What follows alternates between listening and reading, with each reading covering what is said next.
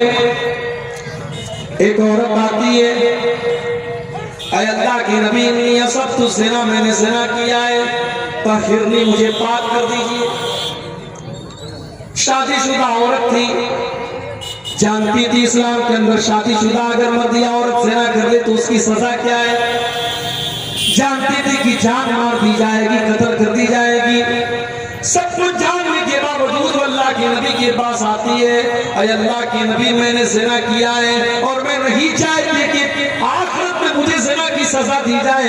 ऐ अल्लाह के नबी मैं तौबा करना चाहती हूँ, मैं ज़िना की सजा लेना चाहती हूँ, मुझे सजा दे दीजिए, मुझे पाक कर दीजिए ताकि आखिरत में मुझे सजा न मिले। अल्लाह, कौन सी ताकत थी मेरे भाई जो वो उस औरत को अल्लाह के नबी की अदालत में लेकर के आती। आज तो मुजरिम अदालत से भागता है, आज तो मुजरिम रिश्वत लेकर के सोचता है मैं सजा से बच जाऊं, लेकिन जब ईमान पैदा होता है तो मुजरिम अदालत में चल करके आता और कहता है कि मुझे सजा दी जाए। अल्लाह के नबी ने टालने की कोशिश की। आपने कहा जाओ क्या बात कर रही हो, उसने कहा मुझे टालने की कोशिश न कीजिए, मैंने ज़िना किया है और मैं उसका सबूत भी लेकर के आई, मैं हमल से हूँ, मैं पेट से हूँ, अल्लाह के नबी मुझे ज़िना की सजा दे दीजिए। आपने कहा ठीक है जाओ जाओ, जब बच्चा पैदा होगा जाओ, जब बच्चा पैदा होता बाना तुमको हम अभी सजा नहीं दे सकते। 9 महीने का टाइम दे दिया अल्लाह, 9 महीने का टाइम दे दिया। भाग सकती थी, कोई रिकॉर्ड नहीं रखा, अल्लाह के नबी ने कहीं नाम नहीं नोट किया, सहाबा को उसका नाम लिख करके नहीं दिया, उसको 9 महीने का मौका दे दिया, जा तू भाग सकती है तो भाग। 9 महीने गुजर गए, बच्चे का जन्म हुआ, बच्चे को गोद में लेकर के आती है, भाई अल्लाह के नबी मैं वही औरत हूँ, मैं वही खामिदिया हूँ जो 9 महीने पहले आपके पास आई थी और आपसे ये कह रही थी कि मुझे ज़िना की सजा दे दीजिए। अल्लाह के नबी मुझे पाक कर दीजिए, मुझे ज़िना की सजा दे दीजिए। अल्लाह के नबी ने फरमाया तुम्हारा बच्चा भी छोटा है, माँ के दूध पर निर्भर है, जब तक ये बच्चा माँ का दूध पी रहा है तब तक हम तुम्हें ज़िना की सजा नहीं दे सकते। जब तुम्हारा बच्चा माँ का दूध छोड़ दे, जब रोटी खाने लगे तब तुम मेरे पास। अल्लाह के प्यारे नबी ने 2 साल का मौका उस औरत को और दे दिया कि अब अगर वो भागना चाहे तो भाग सकती है। अल्लाह के नबी उसको भूल जाएंगे, साहबा उसको भूल जाएंगे। 2 साल का टाइम गुजर गया, उस औरत का बच्चा रोटी खाने लगा, अपने बच्चे को इस हाल में लेकर के आती है कि बच्चे के हाथ में रोटी का टुकड़ा है। अल्लाह के नबी मैं वही औरत हूँ जिसने आपके पास आकर के ज़िना का इकरार किया था। अल्लाह के नबी देखिए मेरा बच्चा रोटी खाने लगा, अब तो मुझे ज़िना की सजा दे दीजिए। नबी अकरम ने बच्चा एक मुसलमान के हवाले, जमीन में गड्ढा खोदा गया, उस औरत का आधा धड़ गड्ढे में डाला गया, सहाबे किराम के हाथों में पत्थर दे दिए गए और पत्थरों से मार मार के उस औरत को खत्म किया। कभी आपने तसव्वुर किया है ज़िना की ये सजा? मुझे याद आता है राज ठाकरे ने बतला कहा जब दिल्ली के अंदर चलती बस पर एक लड़की का ज़िना किया के साथ रेप किया गया, और सिर्फ रेप ही नहीं किया गया बल्कि जानवरों की तरह उस लड़की के साथ, उस औरत के साथ सलूक किया गया और पूरे भारत में उस केस को निर्भया कांड के नाम से याद किया गया। तो राज ठाकरे ने उस मौके पर कहा था कि रेप करने वालों को वही सजा देनी चाहिए जो इस्लाम के।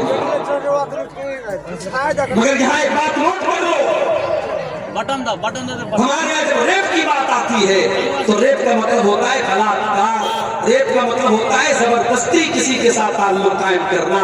मगर इस्लाम ये कहता है कि अगर एक मर्द और एक औरत इल्लीगल तरीके से, गैर कानूनी तरीके से अगर आपस की सहमति से भी ताल्लुक बनाते हैं तो वो भी रेप ही कहलाएगा, वो भी ज़िना ही कहलाएगा।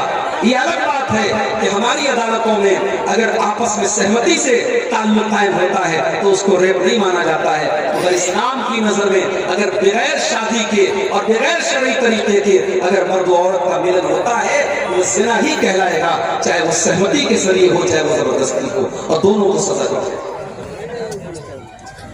हाँ, जबरदस्ती होगी तो रेप करने वाले को सजा मिलेगी, औरत को नहीं मिलेगी, लेकिन आपस की सहमति से हुआ है ज़िना तो दोनों को सजा मिलेगी। अगर कुंवारे लोग ज़िना करेंगे तो 100 कोड़े की सजा दी जाएगी और 1 साल के लिए शहर से निकाल दिया जाएगा। और अगर शादीशुदा मर्द और औरत ज़िना करेंगे तो इस्लामी कानून के अंदर सजा ये है कि उसको पत्थरों से मार मार के खत्म कर दिया जाए। जब उस औरत को ज़िना की सजा दी जा रही थी, हदीस के अल्फाज हैं, हजरत खालिद बिन वलीद रजी अल्लाह ताला अन्हु भी पत्थर मारने वालों में शामिल थे। जब उन्होंने पत्थर मारा तो उस औरत के खून के कुछ छींटे हजरत खालिद बिन वलीद के कपड़े पर आ गए। उनकी जुबान से कुछ नासेबा कलमात उस औरत के बारे में निकल गए कि कैसे नापाक औरत के खून के छींटे मेरे कपड़े पर आ गए। अल्लाह के प्यारे नबी के कानों में हजरत खालिद बिन वलीद के जुमले पड़ गए। आपने फरमाया, महलन या खालिद, ऐ खालिद खबरदार खबरदार, लक़द ताबत तौबतन लौ ताबहा साहिबु मुहसिन लगुफिर लहू। ऐ खालिद, इस औरत ने इतनी सच्ची तौबा की है, अगर कोई चोर, कोई डाकू, कोई लुटेरा भी अगर ये तौबा कर लेता तो अल्लाह उसको माफ कर देता। और एक हदीस के अल्फाज में ये है कि अगर मदीना के 70 गुनहगार भी ये तौबा कर लेते तो अल्लाह ताला 70 गुनहगारों की तौबा को कबूल कर लेता। इसमें इतनी पावरफुल तौबा की है। गुनाह का होना ये बड़ी बात नहीं है, गुनाह के बाद इंसान तौबा कर ले ये बड़ी बात है। इसीलिए अल्लाह फरमाता है, वल्लज़ीना इज़ा फ़अलू फ़ाहिशतन, मेरे मुत्तकी बंदे तो वो हैं जब उनसे कोई गलत काम हो जाता है, औ ज़लमू अनफुसहुम, या वो अपनी जान के ऊपर जुल्म कर लेते हैं, ज़करुल्लाह, तो उनको अल्लाह याद आता है। गलत काम करने के टाइम अल्लाह का याद आना, अल्लाह का डर दिल में पैदा हो जाना, ये बहुत बड़ी बात है मेरे भाई। बड़ा मशहूर वाकया आपने सुना होगा, गार वालों का वाकया, जो 3 लोग एक गार में जाकर के फंस गए थे और तीनों ने आपस में तय किया था कि हम अल्लाह से दुआ करेंगे अपने अपने नेक अमल का वसीला लगा करके, हो सकता है कि अल्लाह हमारी इस मुसीबत को दूर कर दे। उन 3 लोगों में से एक इंसान ने ये दुआ की थी कि अल्लाह, मेरी एक चचाजाद बहन थी, मेरे चचा की लड़की थी, मैं उससे बहुत ज्यादा मोहब्बत करता था। एक मर्द एक औरत से जितनी मोहब्बत कर सकता है, मैं उस औरत से बेइंतहा मोहब्बत करता था, मैं उस लड़की को हासिल करना चाहता था, मैं उसके साथ अपनी शहावत को पूरी करना चाहता था, मगर मेरे पास कोई कंट्रोल नहीं था। उसको पाने की कोशिश कर रहा था लेकिन मैं हासिल नहीं कर पा रहा था। एक मर्तबा सूखा पड़ गया, कहतसाली पड़ गई और वो गरीब लड़की थी, गरीब औरत थी, वो मेरे पास आती है, मुझसे मदद मांगती है और मैं उसको 100 दीनार देने का वादा करता हूँ। 100 दीनार या 120 दीनार देने का मैं वादा करता हूँ, इस शर्त पर कि वो मेरी ख्वाहिश को पूरा करे, मेरी बरसों की इच्छा को और मेरी ख्वाहिश को वो पूरा करेगी। ऐ अल्लाह, उस औरत के साथ मैं गलत काम करने के लिए तैयार हूं। और जब ऐन मौके पर मैं उस औरत के साथ अपनी ख्वाहिशात को पूरा करना चाहता था और मैं उस औरत के साथ ज़िना करने वाला, तबक्कारी करने वाला था, ऐन मौके पर उस औरत की जुबान से निकला, इत्तक़िल्लाह वला तफ़ुज़्ज़ल ख़ातम इल्ला बिहक़्क़िही, अल्लाह से डर और जिस चीज का तुझे इख्तियार नहीं है, जिस चीज की अल्लाह ने तुझको इजाजत नहीं दी है, उस चीज का तू इस्तेमाल न कर। जो चीज तेरे लिए जायज नहीं है उस चीज को तू इस्तेमाल न कर। आय अल्लाह, उस औरत की जुबान से जब ये जुमला मैंने सुना, मैंने फौरन उस गलत काम के इरादे को तर्क कर दिया। मैंने वो 120 दिनार भी उसको दे दिए और मैंने ज़िना का इरादा भी तर्क कर दिया। आय अल्लाह, अगर ये अमल मैंने तेरे डर से किया था तो आय अल्लाह तो आज इस मुसीबत को दूर कर दे। बुखारी शरीफ के अल्फाज हैं, अल्लाह तबारक व तआला ने उन तीनों लोगों की दुआओं की वजह से उनको गार से नजात दे दी और बचा लिया। मेरे प्यारे साथियों, ये होता है गुनाह के टाइम अल्लाह का डर अगर आपके अंदर है तो इस बात की दलील है कि कहीं ना कहीं आपके दिल में ईमान। अल्लाह ने फरमाया जब उनसे कोई गलत काम हो जाता है तो वो अल्लाह को याद करते हैं। वलम युसिर्रु अला मा फालू वहुम यालमून, और वो अपने गुनाह के ऊपर जमे नहीं रहते, अपने गुनाह के ऊपर वो डटे नहीं रहते। अच्छा, तौबा का मतलब क्या होता है? कभी आपने गौर किया इसे? तौबा किसको कहते हैं? बहुत सारे लोग ये समझते हैं कि तौबा का मतलब या अल्लाह तौबा, या अल्लाह तौबा, या अल्लाह तौबा। अगर कोई जुबान से कह दे तौबा होगी, नहीं साहब, ये तौबा नहीं है।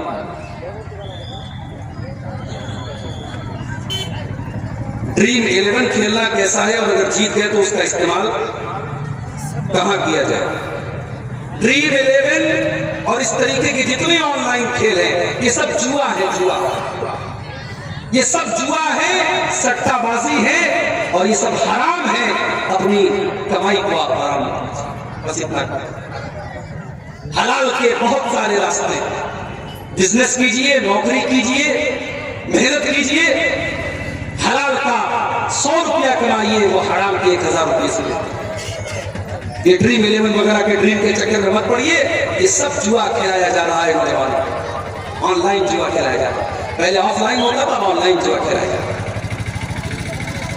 तो अल्लाह की बारगाह में गुनाह करने के बाद जो मुत्तकी लोग होते हैं वो गुनाह के ऊपर डटे नहीं रहते, इसरार नहीं करते हैं, वो अपने गुनाह का इकरार करते हैं, अल्लाह की बारगाह में माफी मांगते हैं। मेरे प्यारे नौजवान साथी, आज कितने नौजवान हैं वो गलत काम कर रहे हैं मगर उनको ये एहसास नहीं है, उनको ये एहसास नहीं है कि हम गलत काम कर रहे हैं। तौबा करने का ख्याल उनके दिल में नहीं आता है। और मैं तुमको बताऊं कि तौबा किसको कहते हैं? तौबा 4 चीजों का नाम है। कभी गाड़ी चलाई आपने? कार चलाई है? कार आप जब चलाते हैं तो कार को जब पलटाते हैं, आप जब यू टर्न लेते हैं तो यू टर्न लेने का नाम है तौबा। तौबा का मतलब होता है यू टर्न लेना। तौबा का मतलब होता है पलट के आ जाना। इसका मतलब ये हुआ कि जब एक इंसान ने गलत काम किया तो वो सीधे रास्ते से भटक गया था, और जब उसने तौबा किया तो उसने यू टर्न ले लिया, उस सही रास्ते पर।